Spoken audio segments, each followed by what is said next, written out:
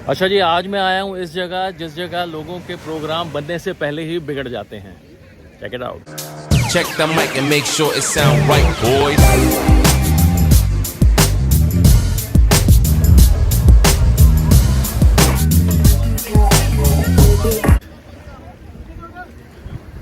गोवा।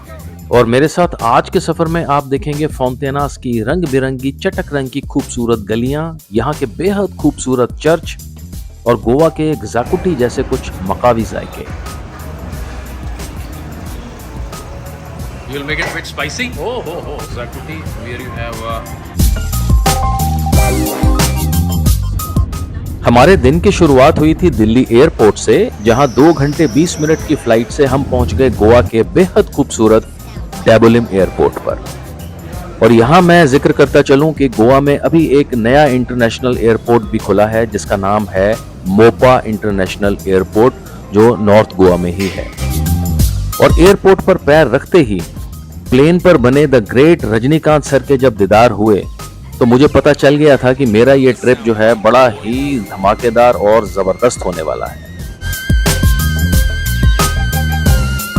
और आपका जोश तब दुगना हो जाता है जब आप एयरपोर्ट की रंग बिरंगी दीवारों पर गोवा के अहम टूरिस्ट स्पॉट्स को देखते हैं। हमारा होटल नॉर्थ गोवा में था और एयरपोर्ट से होटल पहुंचने में करीबन 40 मिनट लगते हैं। और इस वक्त मैं मांडोवी नदी पर बने अटल सेतु के ऊपर से गुजर रहा हूं और आप इसकी हाइट का अंदाजा लगा लें, इसके नीचे भी 2 ब्रिज और बने हुए हैं। हमारा होटल दी मैंडेरिन एक बेहद खूबसूरत प्रॉपर्टी कैंडोलिम में है। कैंडोलिम बीच से इसका डिस्टेंस सिर्फ 1 किलोमीटर का है। और जल्दी से चेक इन करके मैं रूम का जायजा लेने अंदर दाखिल हो गया। आमतौर पर जो सहूलतें होनी चाहिए वो यहाँ सब मौजूद थी।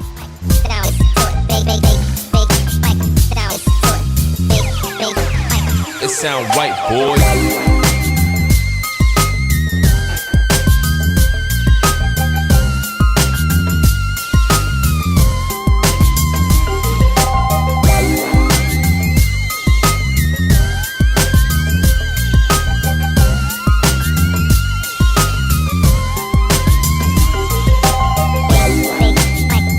लेकिन मेरी तवज्जो इस बार लोकेशन को लेके थी और दरवाजा खोलते ही बेहद दिलकश लहलाते हुए नारियल के पेड़ और सामने ही स्विमिंग पूल।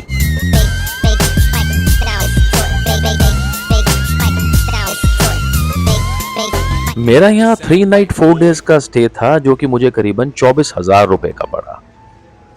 और इस होटल की सबसे खास बात है इसकी लोकेशन।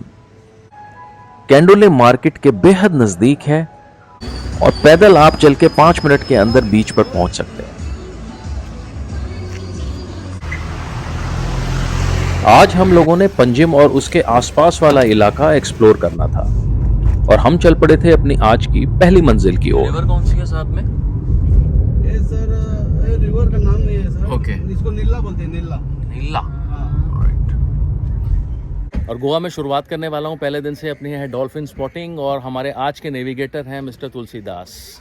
ये आज पूरे दिन हमारे साथ रहेंगे एंड हम टूर करने वाले हैं आज बेसिकली साउथ टूर का। साउथ टूर पहले पंजिम है। पहले पंजिम, ओके। बाद में उधर से क्रूज को जाएंगे। ओके। क्रूज होके शाम को रिटर्न आएंगे। Okay, the full day he is going to be with us. तो पहले चलते हैं हम डॉल्फिन स्पॉटिंग पे। दिस इज कोको बीच है। ओके। कैंडोलिम से पंजिम जाते हुए रास्ते में एक छोटा सा कोको बीच पड़ता है जहां से डॉल्फिन स्पॉटिंग के लिए बोट्स जाती हैं। और रास्ते में आपको दोनों तरफ दुकानें मिलेंगी जहां से आप सोवेनियर या खाने पीने की चीजें ले सकते हैं। डॉल्फिन है, then millionaire palace. Okay. Central jail, lighthouse and fort Aguada. 5 चीजें। 1 घंटे की राइड में ये डॉल्फिन के अलावा ये 3-4 चीजें और भी दिखाते हैं। Hello, good morning.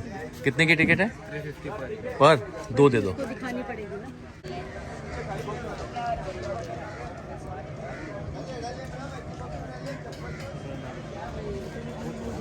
ये है कोको बीच। हाँ, ये तुलसीदास जी जो डॉल्फिन स्पॉटिंग होती है सिर्फ यहीं पे होती है या कहीं और भी है? और भी होती है उस साइड में। अच्छा, ये सबसे अच्छी प्लेस है। सबसे अच्छी प्लेस ये वाली है। ओके, यहाँ 1 घंटे की राइड जिसमें ये 4-5 चीजें और दिखाते हैं। इसकी टिकट है 350 रुपया पर पर्सन और ये एक बोट में करीबन 8 से 10 लोगों को बिठाते हैं। हम लोग भी अपनी बोट तलाशने लग गए। इसमें आराम से डॉल्फिन नजर भी आएंगी या नहीं? दिखाएगा भाई, पक्का? पक्का दिखाएगा। चलो।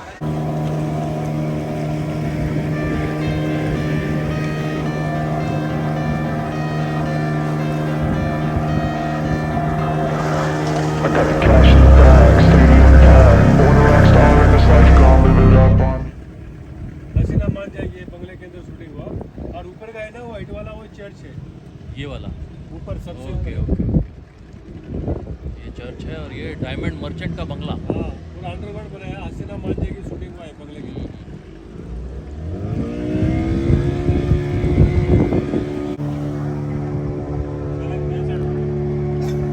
पूरा व्हाइट वाला नीचे का है। ये वाला नीचे वाला। ये नीचे वाला पूरा म्यूजियम है, म्यूजियम। ओके। और ऊपर का है ना लाइट हाउस है, रात में शिप आती है ना, उसके लिए सिग्नल है वो। आपने दिल चाहता है मूवी देखी आपने? वो दीवार के ऊपर शूटिंग हुआ, दिल चाहता है, आमिर खान का। डॉल्फिन दिखने की जहां ज्यादा उम्मीद रहती है वहां ये मोटर बोट का इंजन बंद कर देते हैं ताकि शोर से घबराकर वो भाग ना जाए और बड़ी ध्यान से टकटकी लगाकर देखना पड़ता है और तब जाकर एक डॉल्फिन डुबकी मारती सी नजर आती है।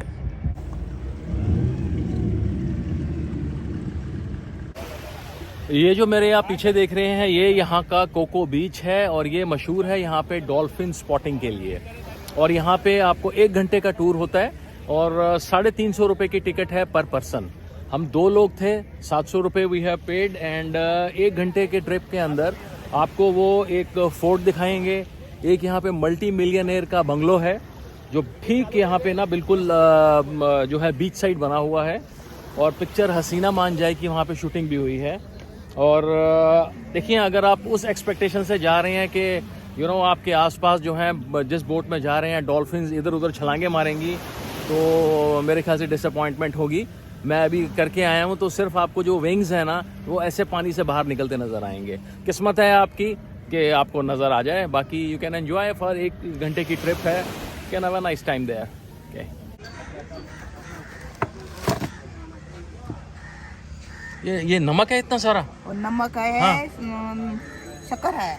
अच्छा, शक्कर है, दोनों मिक्स किए हुए हैं नमक और शक्कर। नमक और शक्कर मिक्स है। अच्छा अच्छा अच्छा। आपको मसाला चाहिए? मसाला चाहिए, सब कुछ डाल दो इसमें। इस वक्त यहाँ का टेम्परेचर करीबन 32 डिग्री सेल्सियस हो रहा था और यहाँ अपने आप को हाइड्रेट रखना बड़ा ही जरूरी है। लवली नींबू soda. Baby, I'm bad. I just wanna get caught up in this life. I'm crazy, I'm mad. Doing no cap. Only God wants you, better go live it. हम इस वक्त पंजिम आ चुके थे और हमारे ड्राइवर तुलसीदास जी ने रिकमेंड किया कि इवनिंग क्रूज की जो टिकट्स हैं वो हम अभी से ही परचेज कर लें ताकि शाम को लाइन में खड़ा ना होना पड़े। हेलो, 545 के 2 टिकट्स। और एक टिकट यहाँ आती है करीबन 600 रुपये पर पर्सन।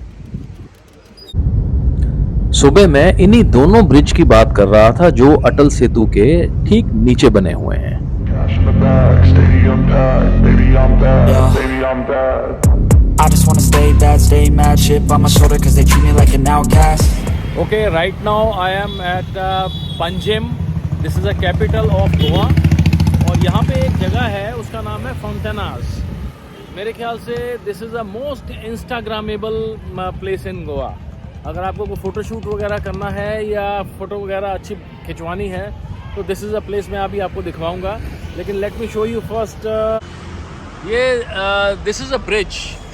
इसकी सिग्निफिकेंस ये है कि यहाँ पे आप पार्किंग जो है अपनी लोकल्स के लिए रिजर्व्ड है। जिसने भी अपनी पार्किंग करनी है, जो विजिटर्स हैं, टूरिस्ट हैं, they are going to park it that side where multi level parking is there. आप यहाँ पे आ सकते हैं और घूम सकते हैं। बस यहाँ पे लोकल्स के लिए पार्किंग स्लॉट्स जो हैं अवेलेबल हैं। और लैंडमार्क एक ये है, यहाँ पे स्कूल है, that's a Mary Immaculate girls high school. इसके ठीक पीछे जो है वो that street is there where I am going to take you. और यहाँ पे आगे ही इनकम टैक्स बिल्डिंग है। फोंतेनास में अंदर दाखिल होते ही मुझे ऐसा लगा कि मैं शायद किसी फिल्म के सेट पर आ गया हूं।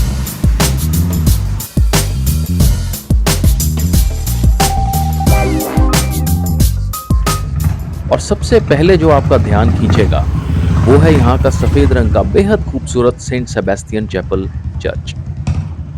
यहाँ सब घरों की दीवारें चटक रंगों में चमक सी रही थी।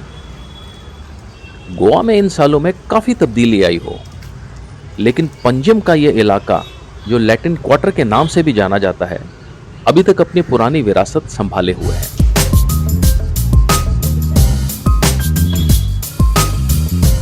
ये गोल गोल घूमती, रंगों से भरी, कभी ना खत्म होने वाली जादुई गलियां आपका दिल जीत लेंगी और इन गलियों में चलते आप कभी नहीं थकेंगे। और इन गलियों में आपको नजर आएंगे कैफेज और बेहतरीन बेकरीज जो यूं ही फोंतेनास को शाम तक महकाती रहती हैं।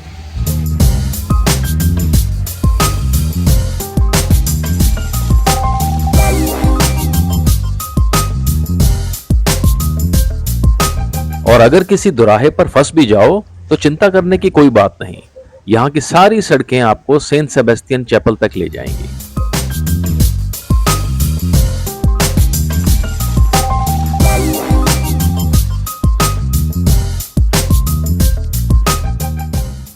यहां आपको घरों की बनावट और वास्तुकला में पोर्चुगीज छाप जरूर नजर आएगी और आपको ऐसा लगेगा कि आप यूरोप में ही कहीं घूम रहे हो।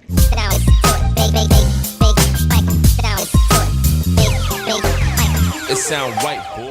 काफी घर यहां पर गेस्ट हाउसेस और सुंदर कैफेज में तब्दील हो चुके हैं और जगह जगह यहां पर फोटोशूट होता नजर आना बड़ी ही आम सी बात है।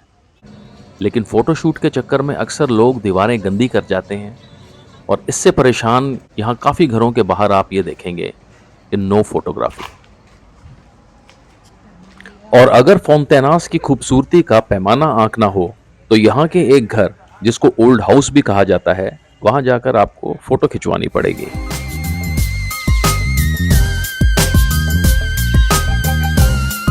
बीच और पार्टीज के चक्कर में अक्सर लोग ये गोवा का खूबसूरत नगीना नजरअंदाज कर देते हैं और अगर आप पंजिम में हैं तो यहां आना आपका जरूर बनता है।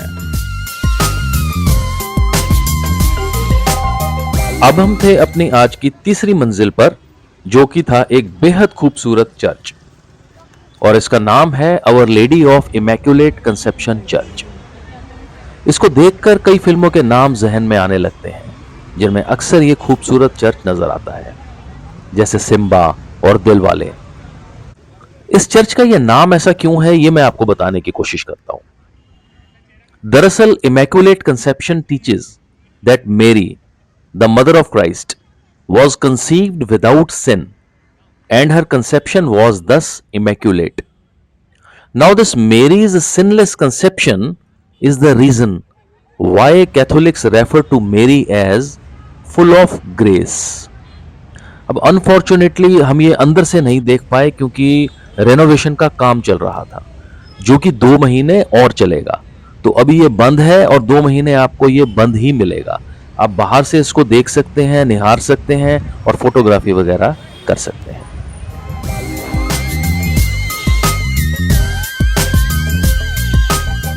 दोपहर के 3 बज चुके थे और भूख जोरों से लग रही थी, तो इस खूबसूरत चर्च देखने के बाद हम पहुंच गए पंजिम के एक बेहतरीन रेस्टोरेंट की ओर जिसका नाम था द फिशरमैन वॉफ।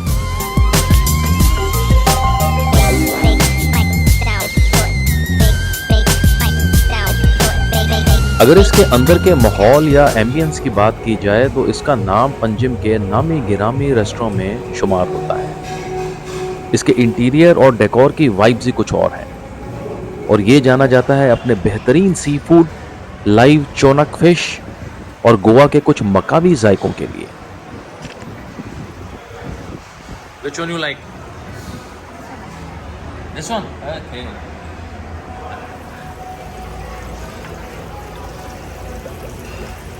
यहां आप अपनी पसंदीदा फिश को चुन सकते हैं। जो भी आप चुनेंगे शेफ आएंगे, वो फिश लेके जाएंगे और आपकी डिश तैयार कर लाएंगे। Oh, this is.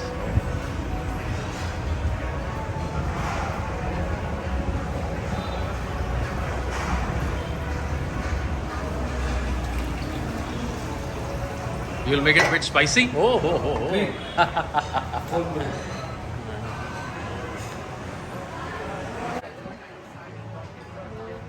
यहाँ लगी रंग बिरंगी झंडियों से मेल खाते लिबास में यहाँ के खिदमतगार बड़े अदब और मुस्कुराहट के साथ लोगों का इस्तकबाल कर रहे थे।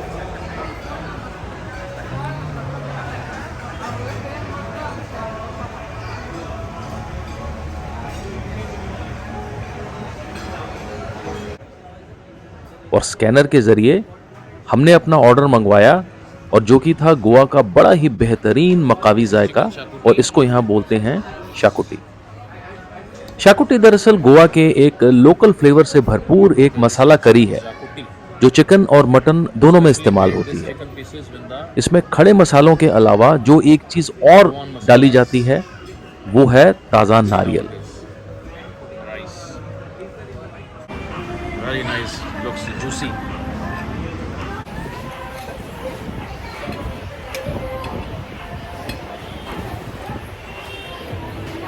It's a totally different taste. Fully loaded with the coconut. And let's have a piece of chicken. Very tender. Fantastic. Very good.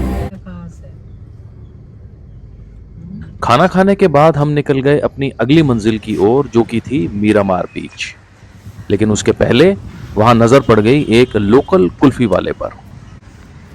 ये यहाँ की लोकल आइसक्रीम। हाँ, क्या बोलते हैं इसको, कुछ खास? कुल्फी, कुल्फी, हाँ, काजू कुल्फी, हाँ, नॉर्मली है। ओके, कितने की है ये? 30 रुपीज़ की एक है। एक और दे दो मेरे को भी।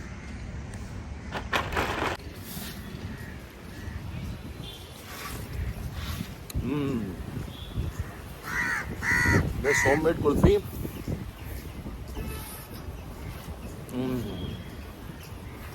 बहुत मज़ेदार।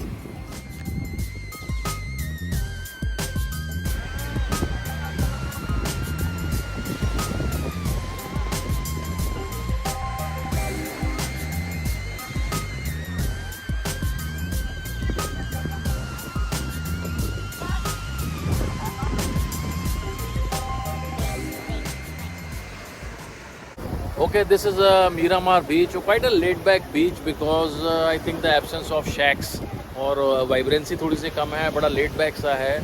सिर्फ यहाँ पे शिप क्रूजेस वगैरह चलते हैं। It's only barren land sort of। तो यहाँ आप 1-1.5 घंटा एंजॉय कर सकते हैं अगर करना चाहें तो। अगर आप पंजिम में हैं और यहाँ आकर आप थलासा जाना बिल्कुल नजरअंदाज नहीं कर सकते।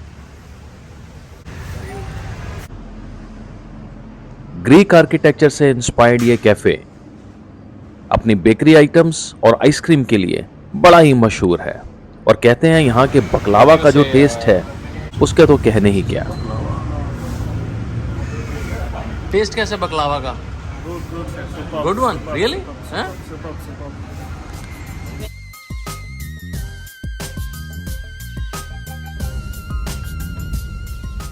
इन रंग बिरंगी इमारतों से गुजरकर अब हम जा रहे थे अपनी आज की आखिरी मंजिल जो था शाम का शिप क्रूज।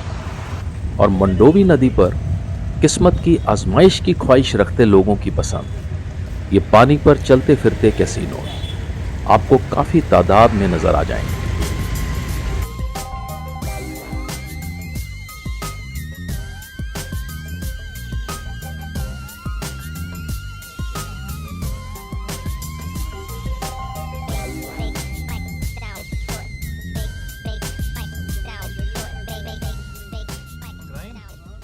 टिकट हमने सुबह ही ले ली थी जो कि 600 रुपया पर पर्सन है यहाँ पर, और हम बढ़ चले थे अपने क्रूज पर।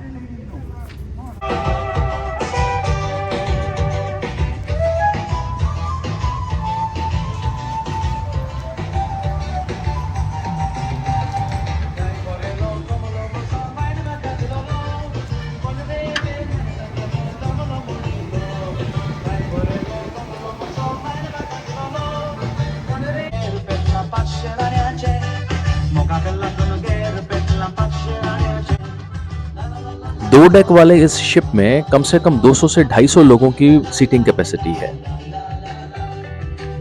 यहां शाम को ये शिप क्रूज काफी चलते हैं और यहां से सनसेट देखने का लोगों में काफी क्रेज भी रहता है। 1 घंटे की राइड में यहां खाने पीने की चीजों के अलावा यहां गोवा के फोक डांस वगैरह दिखाए जाते हैं।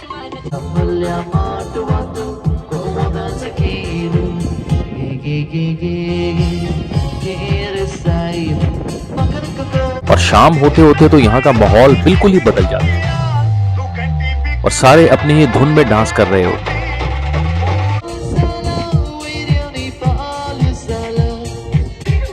और रात को पल पल रंग बदलता ये अटल सेतु के नीचे दूसरे शिप्स रोशनी में ऐसे लगते हैं जैसे तारे आसमान से जमीन पर आ गए। हमारा आज का ये दिन और खासकर ये शाम काफी यादगार रही। गोवा की अगली कहानी में जल्द आपसे मुलाकात होगी। तब तक के लिए शुक्रिया।